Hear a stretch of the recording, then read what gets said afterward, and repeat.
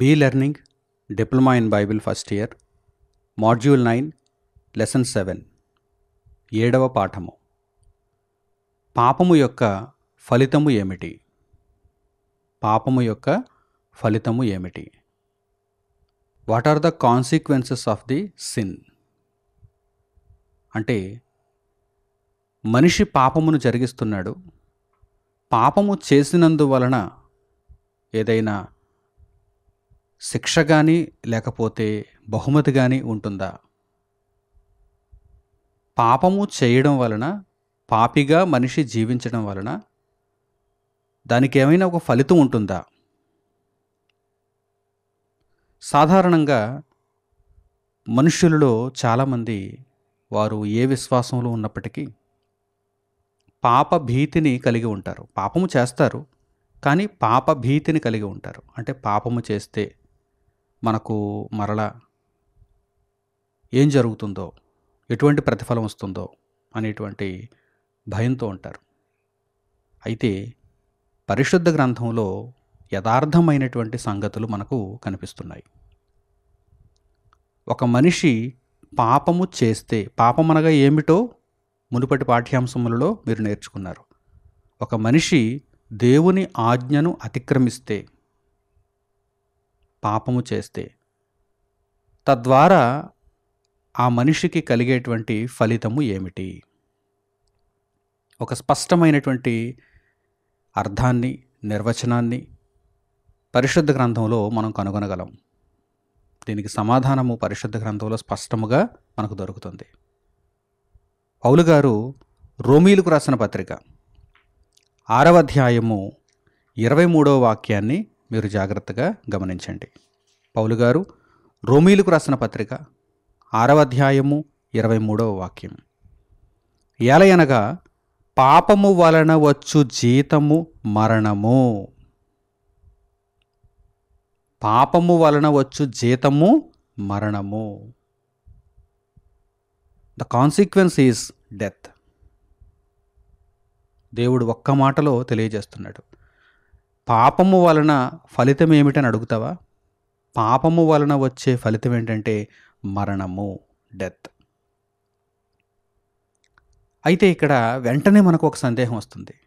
అదేమిటంటే, అందరూ మరణిస్తారు కదా, అందరూ పాపము చేస్తున్నారు, అందరూ మరణిస్తారు, ఇక ఫలితాలను గూర్చి మాట్లాడుకోవాల్సిన అవసరం ఏముంది? పాపము వలన వచ్చు జీతము మరణం అయితే అందరికీ మరణము సంప్రాప్తిస్తున్నప్పుడు, ఇన్ఫ్యాక్ట్ దేవుని కుమారుడైన యేసుక్రీస్తు కూడా సిలువపై మరణించారు. పాపము లేనివాడుగా ఆయన ఉన్న సిలువపై మరణించారు. మరి అలాంటప్పుడు పాపము వలన వచ్చు జీతమైనటువంటి మరణమునకు భయపడవలసినటువంటి అవసరత ఏముంది అని వెంటనే మనకు సందేహం వస్తుంది. అయితే దేవుడు ఇక్కడ చెబుతున్నటువంటి మరణము శరీర సంబంధమైన మరణము కాదు. ఆత్మ సంబంధమైన మరణాన్ని గురించి దేవుడు ఇక్కడ తెలియజేస్తున్నాడు. ఆత్మ సంబంధమైన మరణం ఎలా అర్థం చేసుకోవాలి? ఈ విషయాన్ని మనం ఎలా అర్థం చేసుకోవాలి? ఒక ఉదాహరణ దగ్గరకు మనం వెళదాం. ఉదాహరణ ఉంటే మనకు చక్కగా అర్థమవుతుంది. ఉదాహరణ దగ్గరకు వెళదాం.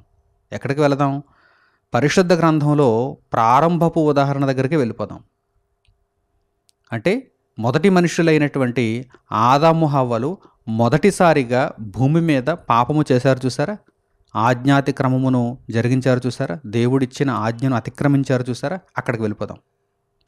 అక్కడికి వెళ్ళగలిగితే అసలు వారు పాపము చేసినందుకు వారు ఈ ఫలితాన్ని పొందారా? అక్కడ ఏమైనా వ్రాయబడిందా? దీనికి సంబంధించినటువంటి సమాధానం అక్కడ ఏమైనా ఉందా? ఇత్యాది సంగతులను ఇప్పుడు మనం పరిశీలన చేద్దాం.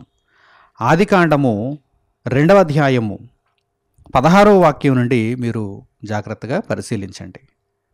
ఆదికాండము 2వ అధ్యాయము 16వ వాక్యం నుండి దేవుడు అంటున్నాడు.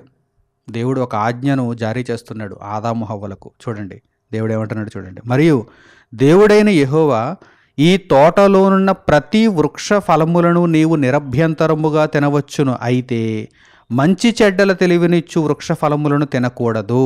ఇది ఆజ్ఞ. ఇది దేవుడు ఇచ్చిన ఆజ్ఞ. నీవు వాటిని తినుదినమున కాన్సిక్వెన్సెస్, ఆ ఫలితం ఎలా ఉంటుంది చూడండి. దేవుడు తెలియజేస్తున్నాడు, నీవు వాటిని తినుదినమున నిశ్చయముగా చచ్చెదవని నరునికి ఆజ్ఞాపించెను.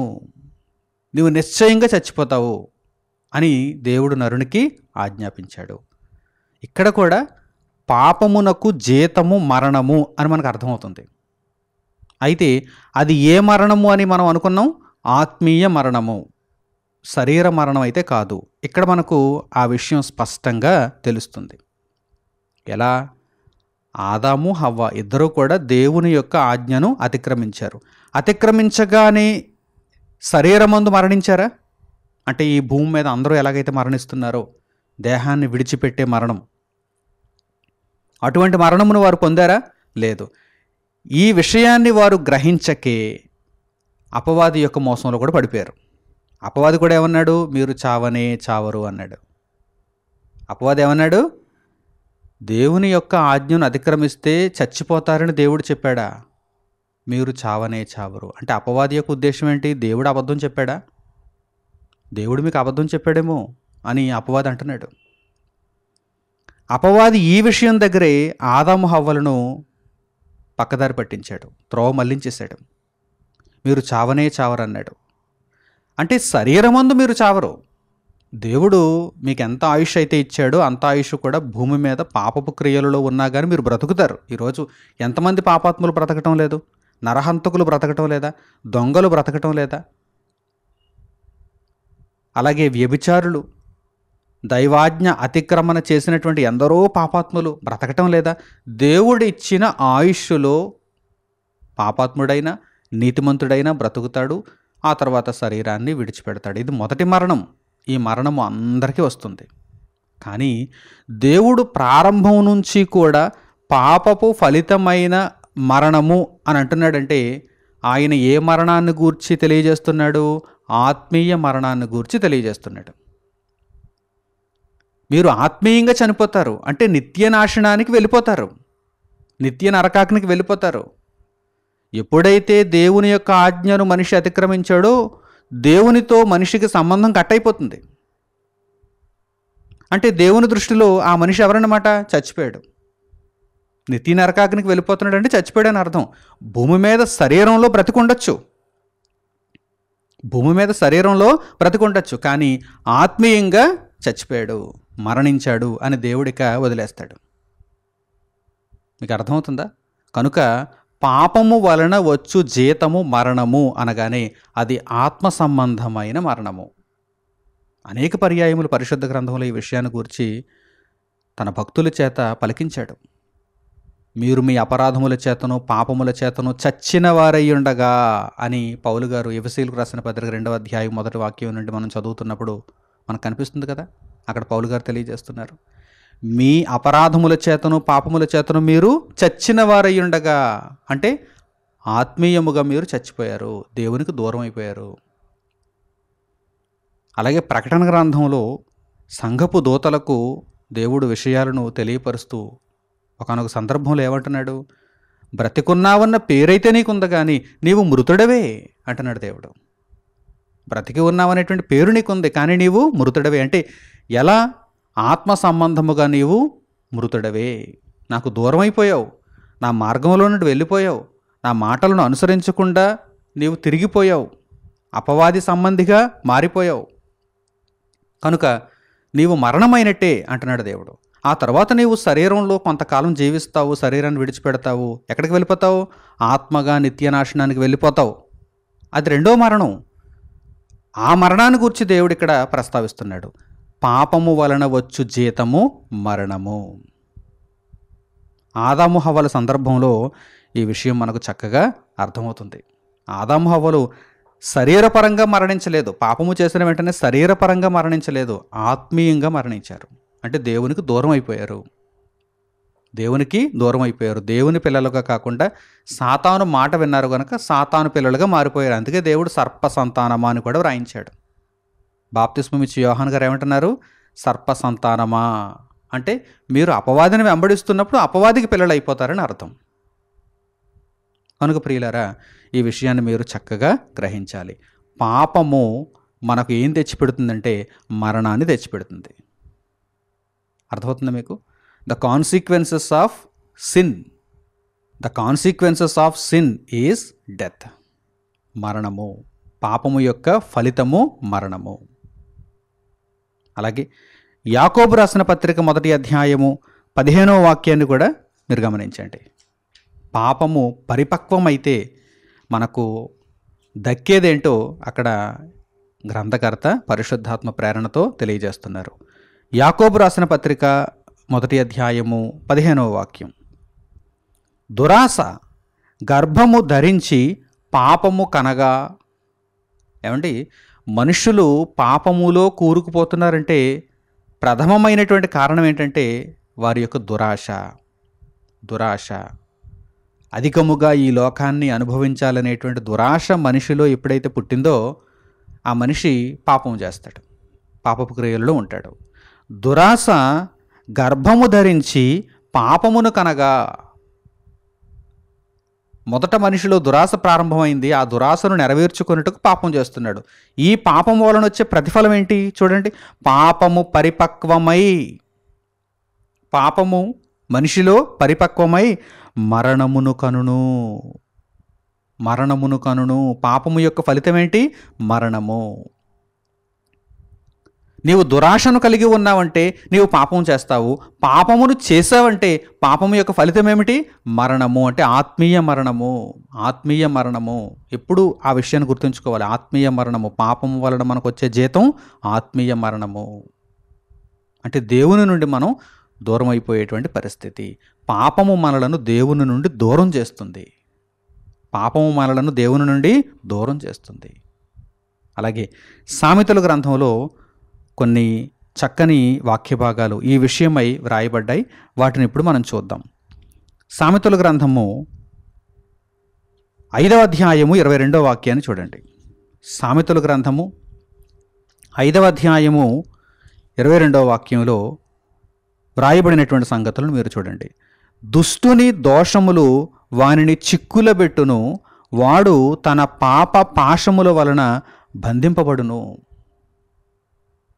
పాపము పాశము చేత బంధిస్తుంది. చూసారా? అంటే చేసిన పాపము ఎక్కడికో పోదు, మనలను బంధిస్తుంది. అందుకే ఇక్కడ వ్రాయబడినటువంటి సంగతులను చూడండి. దుష్టుని దోషములు వానిని చిక్కులబెట్టును, నిత్య నరకాగ్నికి పంపించేస్తుంది మనం చేస్తున్నటువంటి పాపం. కనుక పాప విముక్తి పొందాలి. మనం పాపంలో ఉండిపోకూడదు. దేవుడు అవకాశాన్ని యేసుక్రీస్తు ప్రభువు ద్వారా మనకు దయచేశాడు. చూడండి, దుష్టుని దోషములు వానిని చిక్కులబెట్టును, వాడు తన పాప పాశముల వలన బంధింపబడును. చేసిన పాపం ఊరికనే పోదు. చాలామంది ఈ వాక్యాన్ని ఉపయోగిస్తూ ఉంటారు, చేసిన పాపం ఊరికనే పోదని. దేవుడు అంటున్నాడు, పాపము పాశముల చేత బంధిస్తుంది. ఎవరైతే పాపాత్ములో వారు చేసినటువంటి పాపము పాశముల చేత బంధిస్తుంది అని దేవుడు తెలియజేస్తున్నాడు. అలాగే సామెతల గ్రంథము 13వ అధ్యాయము 21వ వాక్యాన్ని కూడా చూడండి. సామెతల గ్రంథము 13వ అధ్యాయము 21వ వాక్యం, కీడు పాపులను తరుమును, పాశముల చేత బంధించును. అలాగే కీడు, నీవు కీడు చేసావనుకో, పాపములో ఉన్నావనుకో, కీడు పాపులను తరుమును. నీకు శిక్ష వస్తుంది, నీకు మరణము ప్రాప్తిస్తుంది. ఆ మరణము ఏ మరణం? ఆత్మీయ మరణము. అదే నీకు సంభవించబోయే కీడు. నీవు ఇతరులకు కీడు చేశావు, నీవు దేవునికి కీడు చేశావు, దేవుడు మరలా నీ మీద కీడు రప్పిస్తున్నాడు. దేవుని మాట వినకపోతే దేవునికి కీడు చేసినట్టే. దేవుని ఆజ్ఞను పాటించకపోతే, దేవునికి ఎదురు తిరిగితే దేవునికి కీడు చేసినట్టే. కనుక దేవుడు మరలా నీ మీదకి కీడు రప్పిస్తున్నాడు. కీడు పాపులను తరుమును, పాశముల చేత బంధించును. ఎక్కడికి పారిపోతావు అని చెప్పి పాపము వానిని బంధించును, తరుమును. కీడు పాపులను తరుమును. నీతిమంతులకైతే, దేవుని ఆజ్ఞను పాటించేవారికైతే, దేవుని కొరకు బ్రతికేవారికైతే, దేవుని మాట వినేవారికైతే నీతిమంతులకు మేలు ప్రతిఫలముగా వచ్చును. పాపమునకు ప్రతిఫలం ఉంది, నీతిమంతుల యొక్క నీతికి కూడా ప్రతిఫలం ఉంది. నీతిమంతుల యొక్క నీతికి ప్రతిఫలం ఏంటి? మేలు, నిత్యజీవం, తండ్రి ఉన్న లోకములో నిత్యకాలం ఉండడం. ఆ మేలును మనము అనుభవిస్తాము. నీతిమంతులకు మేలు ప్రతిఫలముగా వచ్చును. కానీ పాపులను కీడు తరుమును, పాపులను కీడు తరుమును. అర్థమవుతుందా? ఈ లోకానికి తెలియవలసినటువంటి పాఠం ఇది. లోకమంతా కూడా పాపములో ఉన్నప్పుడు, పాపములో మునిగిపోయింది ఈ లోకం, పాపములో గొప్పదైపోయింది ఈ లోకం. ఆ పాపములో ఉన్నప్పుడు దేవుని ఆజ్ఞలను చూడాలి, దేవుని ఆజ్ఞలను పాటించే మనసు తెచ్చుకోవాలి, ఆ కీడుకు భయపడాలి, ఆ మరణమునకు భయపడాలి. మమ్మను రక్షించేదెవరు అని చెప్పి వారు వెతకాలి, దేవుణ్ణి ఆశ్రయించాలి. దేవుడిచ్చిన క్రీస్తు అనే సమాధానాన్ని వారు పొందాలి. ప్రియులారా, లేదంటే పాపాత్ములందరూ కూడా మరణం అవ్వాల్సిందే, నిత్య నరకాగ్నికి తరలిపోవాల్సిందే. సంఖ్యాకాండంలో ఈ విషయమై వ్రాయబడినటువంటి ఒక వాక్య భాగాన్ని ఇప్పుడు మీరు చూడండి. సంఖ్యాకాండము 32వ అధ్యాయము, సంఖ్యాకాండము 32వ అధ్యాయము 23వ వాక్యాన్ని మీరు గమనించండి. పాపము పాపాత్ములను పట్టుకొనును అని మనకిక్కడ కనిపిస్తుంది. సంఖ్యాకాండము 32వ అధ్యాయము 23వ వాక్యం. మీరు అట్లు చేయని ఎడల, అంటే దేవుని యొక్క ఆలోచన ప్రకారం మీరు నడుచుకొనని ఎడల, దేవుని ఆజ్ఞను మీరు పాటించని ఎడల, దేవుని వాక్యమును మీరు వినని ఎడల, మీరు అట్లు చెయ్యని ఎడల యెహోవా దృష్టికి పాపము చేసిన వారగుదురు గనుక మీ పాపము మిమ్మును పట్టుకొనును అని తెలుసుకొనుడి. క్రింద ఫుట్నోట్లో చూడండి. లేక మీ పాప ఫలము మీకు లభించును. పాప ఫలము, పాపము యొక్క ఫలితం మరణం. ఆ పాపం మిమ్మల్ని పట్టుకొనును. మీరు దేవుని మాట వినకపోతే మీరు యెహోవా దృష్టికి పాపము చేసిన వారు అవుతారు కనుక మీరు చేసిన పాపము మిమ్మును పట్టుకొనును, ఆ పాప ఫలము మీకు లభించును అని దైవ గ్రంథంలో పేర్కొనబడినది. కనుక పాపము యొక్క ఫలితము చాలా భయంకరమైనది. మనిషి యొక్క నాశనమును కోరుకుంటుంది పాపము. పాపము మనిషి యొక్క నాశనమును కోరుకుంటుంది. కనుక పాపము జోలికి వెళ్ళకూడదు. ఒకవేళ పాపము తెలియక చేసినట్టయితే, ఒకవేళ పాపములో మీరు ఉన్నట్టయితే వెంటనే పాపమును విసర్జించి దేవుని మార్గములోనికి రావాలి, దేవునిని ఆశ్రయించాలి. అంతే తప్ప మరణమును పొందుటకు ఎదురు చూడకూడదు, ఆ నిత్యాగ్నిలోనికి పోవుటకు మీరు ఎదురు చూడకూడదు అని దేవుని వాక్యము స్పష్టముగా తెలియజేస్తోంది. అలాగే సామెతల గ్రంథము 14వ అధ్యాయము 12వ వాక్యాన్ని కూడా మీరు చూడండి. సామెతల గ్రంథము 14వ అధ్యాయము 12వ వాక్యం. ఒకని ఎదుట సరి అయినదిగా కనబడు మార్గము కలదు, అయితే తుదకు అది మరణమునకు త్రోవ తీయును. ఒకని ఎదుట సరి అయినదిగా కనబడు మార్గము కలదు. ఈరోజు లోకమంతటికి కూడా వారి ఎదుట ఉన్నటువంటి మార్గము సరి అయినదిగా కనిపిస్తూ ఉండొచ్చు, కానీ అది పాపపు మార్గము. ఆ మార్గము సరిగ్గా నరకానికి, సరిగ్గా మరణానికి మిమ్మల్ని తీసుకుని వెళ్తుంది. చూసారా? ఒకని ఎదుట సరి అయినదిగా కనబడు మార్గము, సరి అయినదిగా కనిపిస్తుందంటే అంతే తప్ప అది సరైనది కాదు, సరైనదిగా కనిపిస్తుంది. పాపాత్ములందరికీ కూడా వారి ఎదుట మార్గము సరైనదిగా కనిపిస్తుంది. నేను సరైన మార్గంలోనే వెళ్ళిపోతున్నాను అనుకుంటారు ప్రతి ఒక్కరు కూడా. ఎవరికి వారే జ్ఞానులు, ఎవరికి వారే నీతిమంతులు. కానీ దేవుడు చెప్పాలి ఎవరు జ్ఞానం, దేవుడు చెప్పాలి ఎవరు నీతిమంతుడో. ఒకని దృష్టికి, యెహోవా దృష్టికి కాదు, ఒకని దృష్టికి, ఒకని ఎదుట సరైనదిగా కనబడు మార్గము కలదు, అయితే తుదకు అది మరణమునకు త్రోవ తీయును. జాగ్రత్త. దేవుని గ్రంథము దగ్గరకు వచ్చి నీ మార్గము ఎలా ఉన్నదో, ఎటువంటిదో నువ్వు తెలుసుకోవాలి. అది పాపపు మార్గముగా ఉన్నప్పుడు, దేవుని ఆజ్ఞను అతిక్రమిస్తున్న మార్గముగా నీ మార్గము ఉన్నప్పుడు అది మరణమునకు త్రోవ తీయును అని నీవు తెలుసుకోవాలి. దేవుని వైపు తిరిగిపోవాలి. నీవు దేవుని వైపు తిరిగిపోవాలి, మారు మనస్సు నొందాలి, నిత్య జీవము కొరకు నీవు ప్రాకులాడాలి. యేసుక్రీస్తు ప్రభువు నీకు అనుగ్రహించినటువంటి రక్షణ మార్గములో నీవు చక్కగా ఆసక్తితో నడుచుకోవాలి అని దేవుని వాక్యము సెలవిస్తోంది.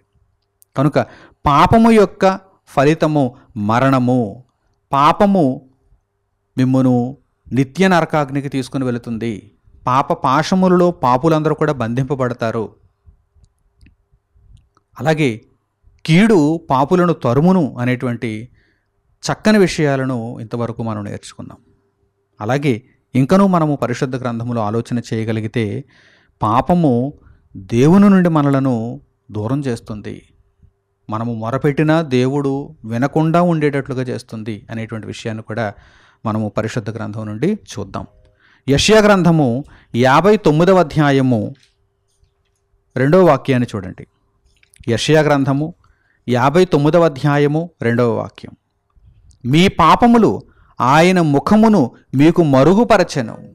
మీ పాపములు ఆయన ముఖమును మీకు మరుగుపరచెను.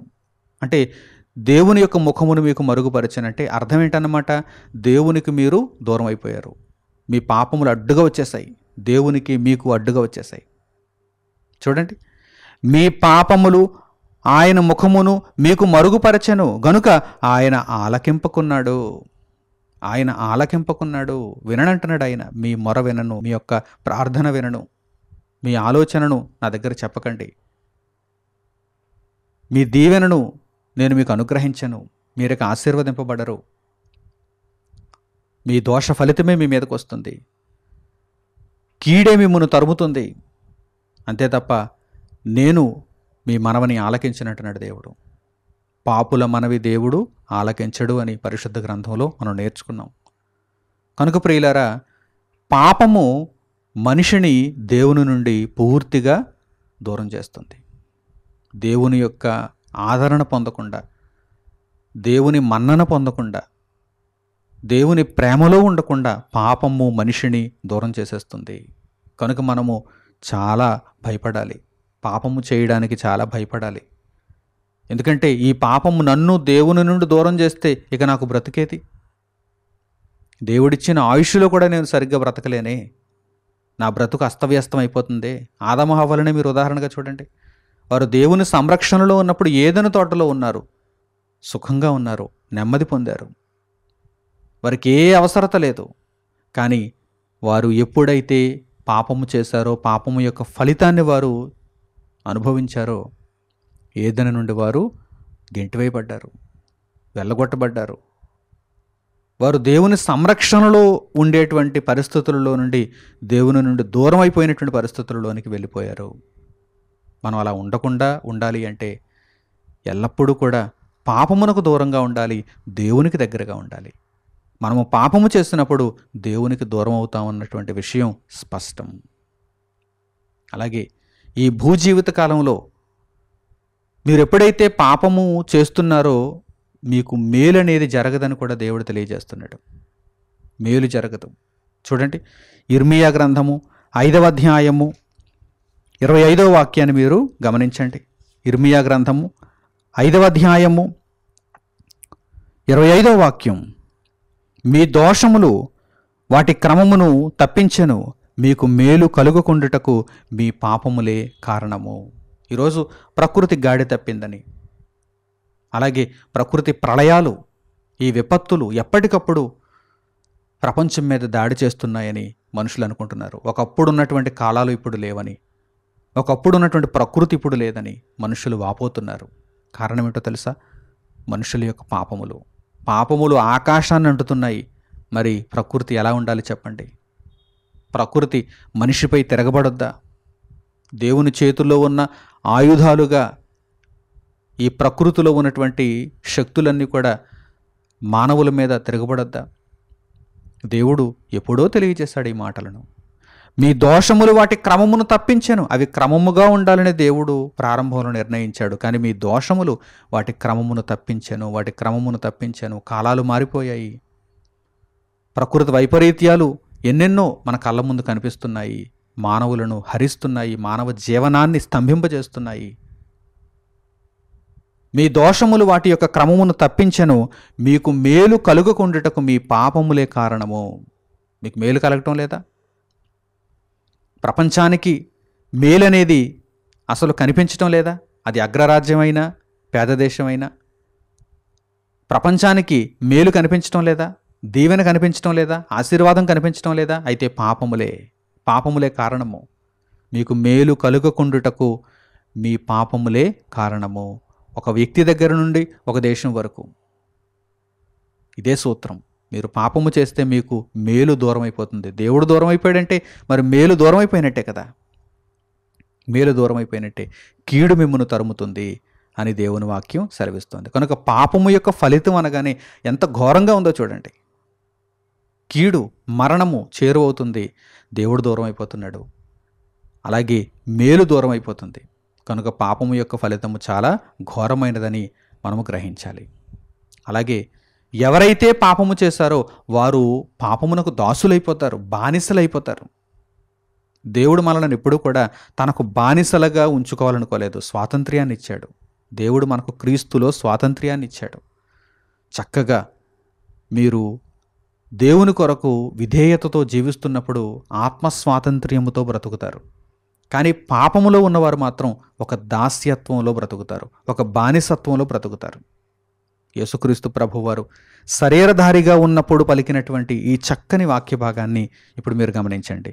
యోహాను సువార్త 8వ అధ్యాయము 34వ వాక్యాన్ని మీరు చూడండి. యోహాను సువార్త 8వ అధ్యాయము 34వ వాక్యం. అందుకు యేసు, పాపము చేయు ప్రతివాడును పాపమునకు దాసుడని మీతో నిశ్చయముగా చెప్పుచున్నాను. పాపము చేయు ప్రతివాడు పాపమునకు దాసుడే, పాపమునకు దాసుడుగా మారిపోతాడు. ఏమంటే ఒక నరహంతకుడు ఇక ఆ నరహత్యలలో మునిగిపోతాడు, వాటిలో నుండి బయటకు రాలేడు. ఒక దొంగ ఆ దొంగతనాలలో మునిగిపోతాడు, ఇక బయటకు రాలేడు. ఆలోచిస్తున్నారా? పాపపు క్రియలన్నీ కూడా అలాగే ఉంటాయి. ఒక పాపముతో మనిషి ఆగడు, ఇలా పాపములు చేస్తూనే ఉంటాడు. రక్షణలోనికి రానంత వరకు, క్రీస్తును రక్షకునిగా అంగీకరించనంత వరకు పాపాత్ముడైన మనిషి పాపమునకు దాసునిగానే ఉంటాడు. దేవుడే మనలను స్వతంత్రులనుగా చేస్తాడు, కానీ పాపము ఎప్పుడూ కూడా మనలను దాసులనుగా చేసుకుంటుంది. పాపము చేయు ప్రతివాడును పాపమునకు దాసుడు, ఈ విషయాన్ని మీతో నిశ్చయముగా చెప్పుచున్నాను అని యేసుక్రీస్తు ప్రభువారు తెలియజేస్తున్నారు. కనుక నా ప్రియులైనటువంటి సహోదరి సహోదరులారా, పాపము యొక్క ఫలితము చాలా భయంకరమైనది. పాపము మనలను దాసులుగా మారుస్తుంది. అలాగే పాపము చేసే ప్రతి ఒక్కరూ కూడా అపవాది పిల్లలు, అపవాది సంబంధులైపోతారు. పాపము యొక్క ఫలితం ఏమిటి? దేవుని కుమారునిగా, దేవుని సంబంధిగా ఉన్నటువంటి మనిషిని పాపం ఏం చేస్తుందంటే, పాపం అనగా ఆజ్ఞాతిక్రమం, దేవుని ఆజ్ఞాతిక్రమం. ఆ దైవ ఆజ్ఞాతిక్రమము దేవుని సంబంధిగా ఉన్న మనిషిని ఏం చేస్తుందంటే అపవాది సంబంధిగా మార్చేస్తుంది. కాన్సిక్వెన్సెస్, పాపము యొక్క ఫలితాలు ఇవన్నీ అపవాది సంబంధిగా మార్చేస్తుంది. చూడండి, యోహాను గారి యొక్క మొదటి పత్రిక 3వ అధ్యాయము 8వ వాక్యాన్ని మీరు గమనించండి. యోహాను గారి యొక్క మొదటి పత్రిక 3వ అధ్యాయము 8వ వాక్యం. అపవాది మొదట నుండి పాపము చేయుచున్నాడు. ఎవడు పాపమును ప్రారంభించిన వాడు? ఎవడు? అపవాదే.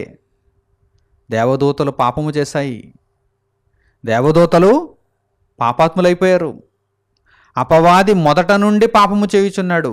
అసలు ఆదాము హవ్వలతో ఆ పాపమును జరిగించిందే వాడు కదా. ఇదిగో సర్పము నన్ను మోసపుచ్చినందున నేను ఈ ఫలములను తింటిని అనెను. హవ్వ ఏమంటున్నారు?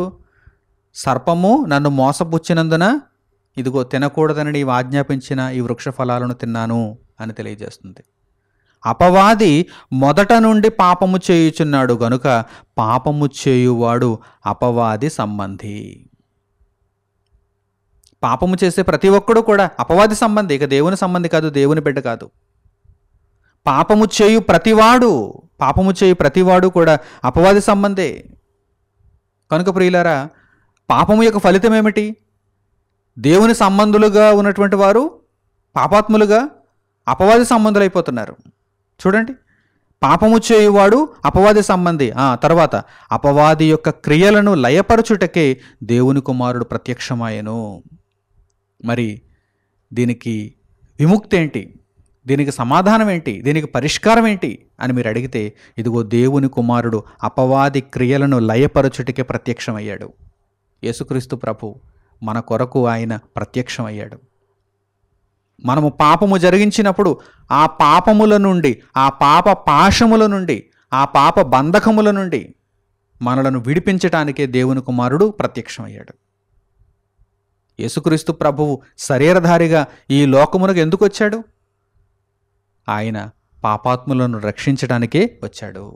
మనుష్య కుమారుడు అనేక మంది ప్రజలను కాపాడడానికే వచ్చాడు. లోకమును రక్షించడానికే ఆయన వచ్చాడు. అందుచేతనే మనము మొదట చదువుకున్నటువంటి వాక్య భాగం దగ్గరకు మరలా వెళ్ళగలిగితే, పాపము వలన వచ్చు జీతము మరణము, అయితే మరి దీనికి పరిష్కారం ఏంటి? చూడండి, అక్కడే పౌలు గారు తెలియజేస్తున్నారు. మరలా పౌలు గారు రోమీలకు రాసిన పత్రిక 6వ అధ్యాయము 23వ వాక్యం దగ్గరికి వెళదాం. పౌలు గారు రోమీలకు రాసిన పత్రిక 6వ అధ్యాయము 23వ వాక్యం. ఏలయనగా పాపము వలన వచ్చు జీతము మరణము, అయితే మరి పరిష్కారం ఉండాలి కదా. అందరూ మరణించేయాలా? మరి మనుషులందరూ పాపం చేస్తున్నారు. తల్లి గర్భము నుండి పుట్టినటువంటి ప్రతి మనిషి కూడా పాపమును చేస్తున్నాడు. పాపముతో నిండినటువంటి ఈ లోకములో పాపము చేస్తున్నాడు. పాపము యొక్క ఫలితం మరణం, ఆత్మ సంబంధమైన మరణం. నిత్య నరకాగ్నికి పోవాలి, అది రెండవ మరణం. ఈ భూమి మీద దేహాన్ని విడిచిపెట్టుట అనేది మొదటి మరణం అయితే, నిత్య నరకాగ్నికి వెళ్ళిపోవుట అనేది రెండవ మరణం. ఆ రెండవ మరణంలోనికి మరి మనుషులు అందరూ పోకూడదు. దేవుడు ఒక పరిష్కారాన్ని ఇస్తున్నాడు, తన కుమారుని అనుగ్రహించాడు. చూడండి, అయితే దేవుని కృపావరము, మనుషులలో ఎందరైతే పాపాత్ములైపోయారో, ఇదిగో మనుషులారా, మీ అందరికీ కూడా ఒక కృపావరాన్ని నేను అనుగ్రహిస్తున్నానంటున్నాడు దేవుడు. ఏమిటా కృపావరము? చూడండి, అయితే దేవుని కృపావరము మన ప్రభువైన క్రీస్తు యేసునందు నిత్య జీవము. యేసుక్రీస్తు ప్రభువును మీ రక్షకునిగా మీరు స్వీకరించి, హృదయపూర్వకముగా యేసుక్రీస్తును మీ రక్షకుడని మీరు అంగీకరించి, మీ పాపములను ఒప్పుకొని వాటిని విసర్జించి క్రీస్తులోనికి మీరు బాప్తిస్మము పొందగలిగితే దేవుని రాజ్యములో చేర్చబడతారు. ఆ రక్షణను మీరు కడవరకు కాపాడుకోగలిగితే నిత్య జీవమును మీరు పొందుతారు. కనుక పాపము వలన వచ్చే జీతము మరణమని ఇప్పుడు పాపులు భయపడవలసిన అవసరం లేదు. ఎందుకంటే దేవుడు యేసుక్రీస్తు ప్రభువు ద్వారా నిత్య జీవమును అనుగ్రహించడానికి రక్షణ సంకల్పమును మన ముందు ఉంచాడు. అయితే ఎందరు నమ్ముతారో వారికి రక్షణ, ఎందరు నమ్మరో, ఎందరు ఇంకా దేవునికి దూరంగానే ఉంటారో, ఎందరు ఇంకా అపవాది సంబంధులుగా బ్రతుకుతారో వారికి రక్షణ లేదు, వారికి మరణమే ఉంది. నమ్మి బాప్తిస్మము పొందినవాడు రక్షింపబడును, నమ్మని వానికి శిక్ష విధింపబడును. ఆ శిక్షే రెండవ మరణము, నిత్య నరకము. ఆత్మగా తరతరాలు యుగయుగాలు బాధింపబడేటువంటి పాతాళ లోకమందలి వేదన కలిగినటువంటి స్థలంలోనికి వెళ్ళిపోవాలి. కనుక ఆ శిక్షను, ఆ కీడును తప్పించుకోవాలంటే, పాప బంధకముల నుండి విడిపింపబడాలంటే యేసుక్రీస్తు ప్రభువునందు దేవుడు నిత్య జీవమును మనకు దయచేస్తున్నాడు. కనుక ప్రభువును రక్షకునిగా అంగీకరించి ప్రభువులోనికి బాప్తిస్మమును పొంది దేవుని రాజ్యంలో చేర్చబడితే, దేవుని వాక్యమును నెరవేర్చి సత్క్రియలను పూర్తి చేసుకొని ఇక మీదట దేవుని ఆజ్ఞను అతిక్రమించుట కాదు, దేవుని ఆజ్ఞలను పాటించుట అనేటువంటి విధానంలోనికి మన బ్రతుకును నడిపించుకోగలిగితే మనము నిత్య జీవాన్ని దేవుని యొద్ద నుండి పొందగలం. మంచి నిర్ణయాలు తీసుకుంటారని హృదయపూర్వకంగా కోరుకుంటూ ఈ పాఠ్యాంశమును ఇంతటితో నేను ముగిస్తున్నాను. మన తండ్రి అయిన దేవుని ప్రేమ, మన రక్షకుడైన యేసుక్రీస్తు వారి కృప, పరిశుద్ధాత్ముని అన్యోన్య సహవాసము మనందరికీ సదాకాలము తోడై మనలను నడిపించునుగాక. ఆమేన్. తండ్రి అయిన దేవునికి ప్రార్థనలో ఏకీభవించండి. పరలోకమందున మా కన్న తండ్రి, పాపము యొక్క ఫలితము మరణమని మీరు తెలియజేశారు. కీడు పాపులను తరుమును అని మీరు హెచ్చరించారు.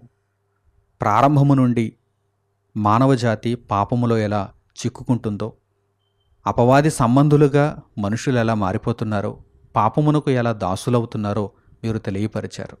నాయన, ఈ విషయములన్నింటినీ హెచ్చరికలుగా మేము స్వీకరించి పాపము జోలికి వెళ్లకుండా పాపమును విసర్జించి యేసుక్రీస్తు ప్రభువునందు నూతనముగా జన్మించిన వారమై, ఆయన రాజ్యములో చేర్చబడిన వారమై, ఆయన రక్షణలో మేము మా జీవితకాలమును కొనసాగింపజేసుకునే భాగ్యమును తండ్రి మాకు అనుగ్రహించండి.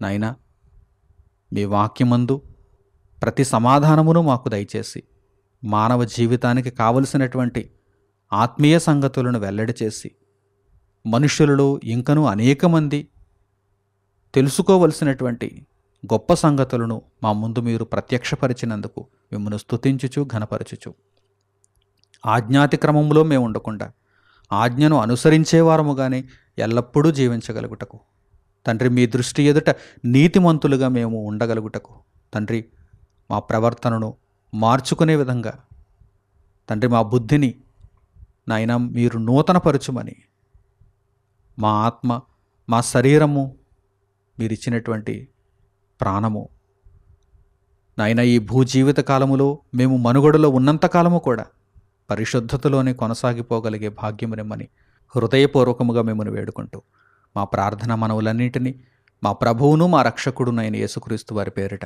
మిమ్మల్ని వేడుకొనుచున్నాము తండ్రి. ఆమేన్. అందరికీ వందనములు. సెలవు.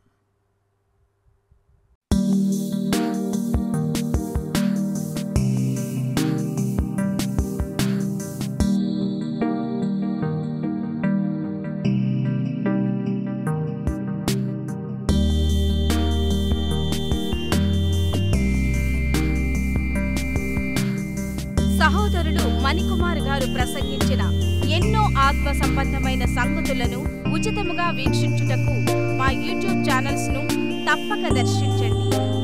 మా సమాచారమును ఎప్పటికప్పుడు తెలుసుకుని ఆత్మీయాభివృద్ధి నొందవలనంటే మా యూట్యూబ్ ఛానల్స్ ను సబ్స్క్రైబ్ చేసుకోండి. సత్వర నోటిఫికేషన్ల కొరకు సబ్స్క్రైబ్ బటన్ ప్రక్కనే ఉన్న బెల్ సింబల్ ను క్లిక్ చేయండి. మరిన్ని వివరములకు మీరు సంప్రదించవలసిన మా ఫోన్ నెంబర్స్ 8978414178 మరియు 83392766. ధన్యవాదములు. ఈ కార్యక్రమమును అనేక మందికి పరిచయం చేయగలరని ఆశిస్తున్నాము. ప్రభువైన యేసుక్రీస్తు పేరిట మీకు శుభములు.